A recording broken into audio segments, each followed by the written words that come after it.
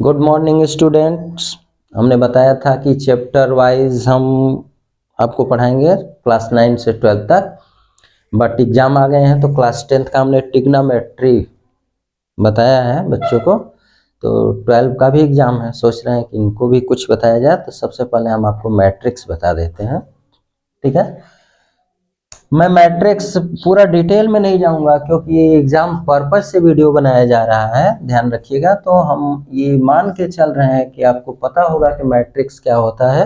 वैसे फिर भी ये समझ जाइए कि मैट्रिक्स को हम कैपिटल ए से लिखते हैं और इसको इस तरह से बिग ब्रैकेट बना देते हैं या ऐसे बना करके इसको डिनोट किया जाता है, इसके एलिमेंट को।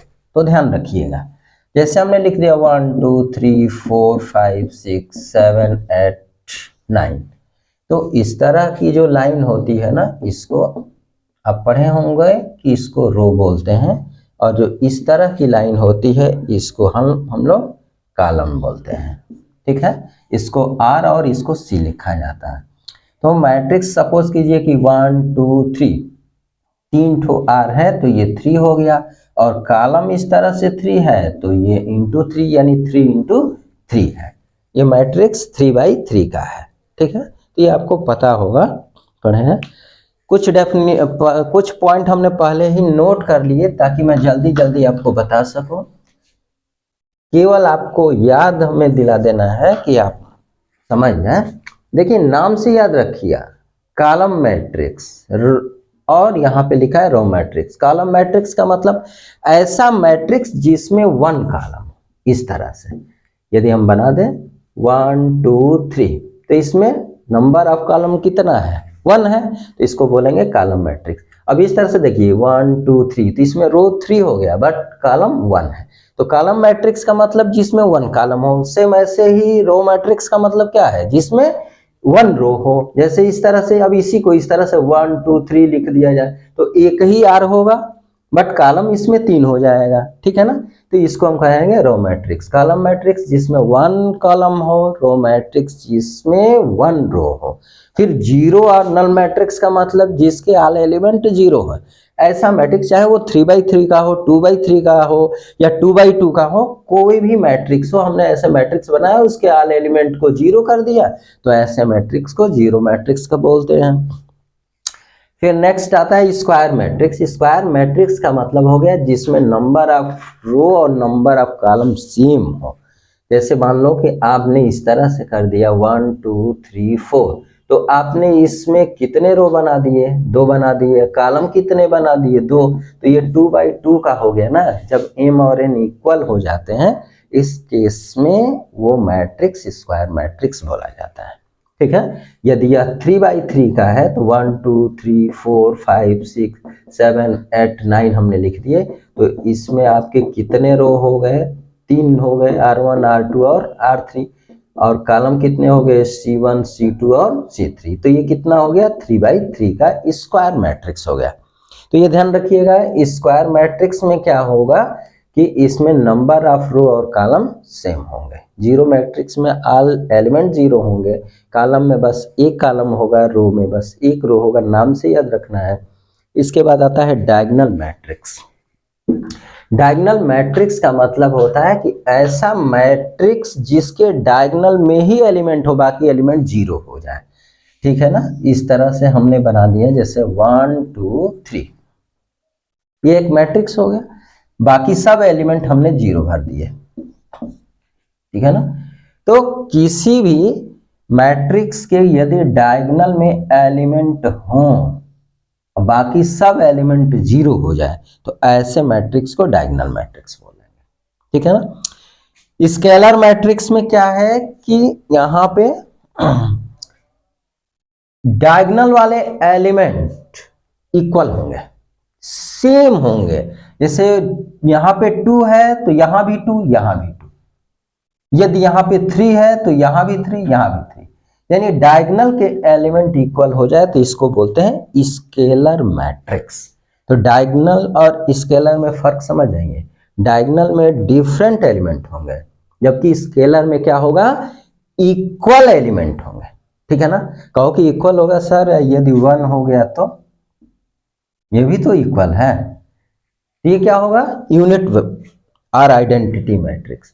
जिसके डायगोनल के सब एलिमेंट 1 1 1 हो जाए तो इसको यूनिट या आइडेंटिटी मैट्रिक्स बोल सकते हैं। ठीक है ना। ये ध्यान रखिएगा कि जैसे स्केलर मैट्रिक्स में हमने लिख दिया था यहाँ पे 2 2 2, बाकी सब एलिमेंट 0, तो ये स्केलर हो गया। और यहाँ पे 1 1 1 लिख दें तो यूनिट भी है स्केलर भी है, कोई प्रॉब्लम नहीं। ठीक है ना। यानी यूनिट मैट्रिक्स स्केलर हो सकता है, बट स्केलर यूनिट होगा ऐसा नहीं बोल सकते हैं, क्योंकि यूनिट में 1 होना कंपल्सरी है। यदि 1 नहीं है तो वो स्केलर मैट्रिक्स नहीं बोल, सॉरी, यदि 1 1 1 आ रहा है तो यूनिट ही बोलेंगे, स्केलर नहीं बोलेंगे, है कि नहीं। और जबकि 2 2 2 है तो स्केलर बोलेंगे, बट वो यूनिट नहीं बोल सकते। तो ये 3 मैट्रिक्स ऐसा है ना जिसमें बहुत कंफ्यूजन रहता है बच्चों को, डायगोनल, स्केलर और यूनिट। तो ध्यान रहे, डायगोनल में कोई भी एलिमेंट हो सकता है, बाकी सब एलिमेंट 0 होंगे, स्केलर में सेम एलिमेंट होंगे, और यूनिट मैट्रिक्स में जो होता है 1 1 1 होता है। ठीक है, ये हो गया। ये मैट्रिक्स के शॉर्ट में हम बता दिए आपको जल्दी जल्दी में। अब कुछ क्वेश्चन हम देख लेते हैं जो पेपर में देता है। पहले शॉर्ट टाइप के क्वेश्चन देखेंगे। प्लस माइनस भी आप समझ जाए, उसके बाद देखते हैं मैट्रिक्स का प्लस और माइनस कैसे करते हैं। एक बात क्लियर होनी चाहिए, प्लस और माइनस के लिए 2 मैट्रिक्स होंगे तभी तो प्लस करेंगे या माइनस करेंगे। दोनों मैट्रिक्स सेम ऑर्डर के होने चाहिए। दोनों मैट्रिक्स क्या होने चाहिए, सेम ऑर्डर के होने चाहिए। सपोज करो कि A इक्वल टू हमने इस तरह से लिख दिया 0 2 -1 और 6, तो इस मैट्रिक्स को आप कहोगे कि 2/2 का है।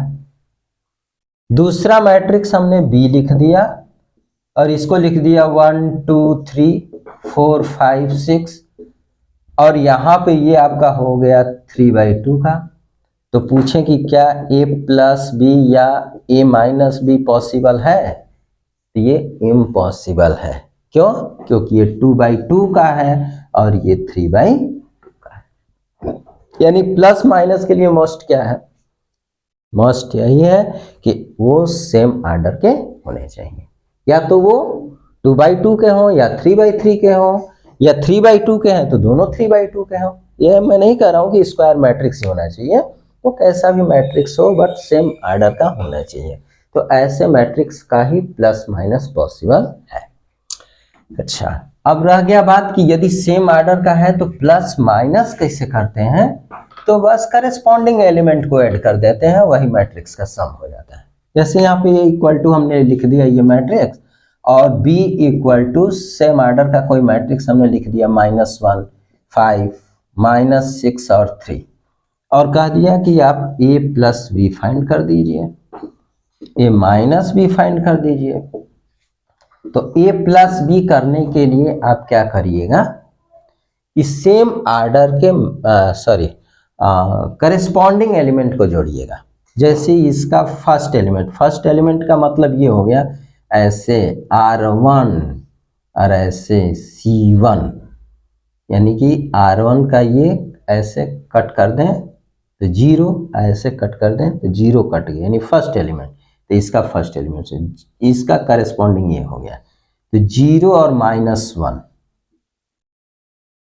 फिर इसका पहले R और दूसरे C का है, तो इसमें पहला R और दूसरा C ये है, यानी कि 2 को 5 के साथ, ये हो गया 2 + 5। ऐसे ही -1 -6 -1 -6 और +6 +3, बस सिंप्लीफाई कर लें। 0 -1 -1 2 5 7 -1 -6 -7 6 3 9। ऐसे ही यदि ये माइनस भी करना है कोई प्रॉब्लम नहीं है, माइनस कर लीजिए। 0 -1, फिर 2 -5 -1 -6, फिर 6 -3। So this equal to minus minus plus ये 1, 2 माइनस 5 -3, -1 माइनस माइनस प्लस होगा तो 6 - 1 कितना हो जाएगा 5, 6 3 3। तो इस तरह से दो मैट्रिक्स का प्लस और माइनस होता है। इनटू मैं बाद में आपको बताऊंगा, नेक्स्ट वीडियो में हम लोग इनटू पढ़ेंगे। पहले अभी इस पे कुछ क्वेश्चन बना के देखते हैं।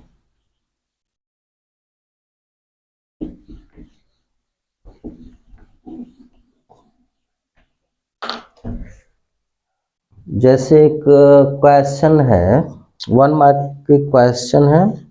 यहाँ पे लिखा है कि if 3a minus B, if 3a minus B equal to 5011, 5011, और फिर लिखा है कि and v equal to 4325, 4325। Question कह रहा है कि if this equal to this and b equal to this, then find the value of matrix A. आपको मैट्रिक्स ए फाइंड आउट करना है। तो यहां पे ए फाइंड करने हैं ना, देखिए क्या करिए, इसके सॉल्यूशन में हम देखते हैं। लिखा है कि 3a minus B equal to 5011,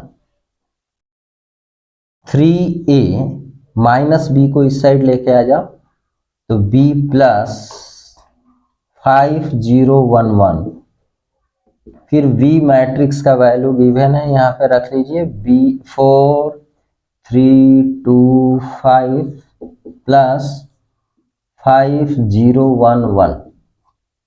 अब आप इसको ऐड कर लें, 459323213516, ये 3a हो गया। अब इसमें से आप 3 बाहर ले लें तो लिख सकते हैं क्या, 3 3 जा 9, 1 1 3 2 जा 6। ये ध्यान रखिएगा, जो बाहर लेते हैं ना सभी एलिमेंट से बाहर हो जाता है, मल्टीप्लाई होगा तो सब में हो जाएगा, ठीक है ना। तो यह 3a इक्वल टू है तो 3 से डिवाइड हो जाएगा, तो मैट्रिक्स ए की वैल्यू कितनी आ गई, 3 1 1 2। ये मैट्रिक्स है, ये 1 मार्क्स का क्वेश्चन होगा, ठीक है।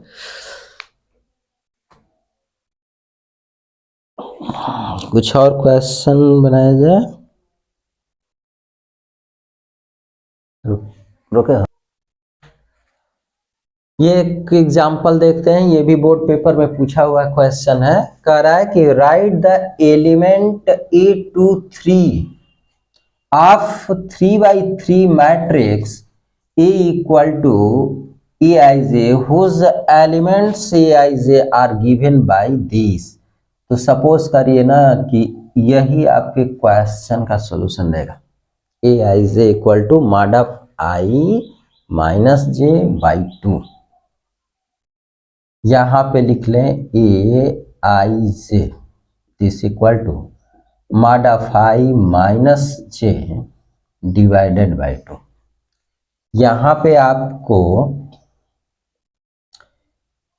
A23 चाहिए ना, A23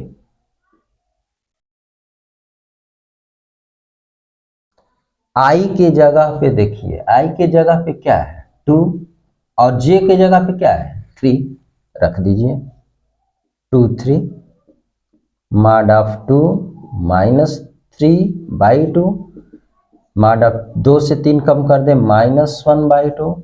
मॉड लगने का मतलब कि ये आपको निगेटिव साइन नहीं लिखना है 1 बाई 2। तो यह A23 कितना आ गया, हो गया। राइट द एलिमेंट इतना,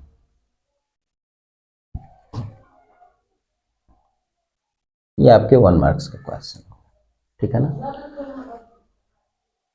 और यही यदि आपको पूरा मैट्रिक्स लिखना होता तो क्या करते इस क्वेश्चन में, A इक्वल टू यहाँ के एलिमेंट को क्या बोलते हैं, देखो पहला आर और पहला कॉलम A11। फिर यहाँ का एलिमेंट क्या होगा, पहला आर और दूसरा कॉलम। यहाँ क्या होगा, पहला आर और तीसरा कॉलम। ऐसे यहाँ पर क्या होगा, दूसरा आर यानी ये 2 होगा और कॉलम 1 होगा। यह क्या होगा 2, दूसरा आर और दूसरा कॉलम 2 2, ये क्या होगा 2 3। ऐसे यहाँ पर क्या हो जाएगा, ये तीसरा आर है तो 3 और कॉलम फर्स्ट है 3 1 3 2 और 3 3।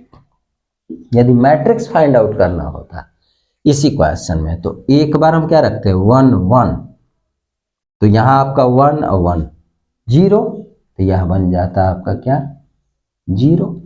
ऐसे ही 1 2, यहाँ 1 2 तो 1 2, 1 से 2 कम करेंगे तो -1/2 यानी माइनस मॉड तो होगा नहीं तो 1/2। 1 3 तो i के जगह पे 1 और j के जगह पे 3, 1 -3 कितना हो जाएगा -2/2, तो 2/2 मॉड निगेटिव होगा नहीं तो ये हो गया 1। इस तरह से सब एलिमेंट आप लोग रख के निकाल सकते हैं। तो मैट्रिक्स पूछे तो ये इस तरह से निकालिए, केवल ये 2 3 पूछा तो इतना निकाल देंगे। और कुछ क्वेश्चन हम लोग नेक्स्ट वीडियो में बनाएंगे। तब तक धन्यवाद।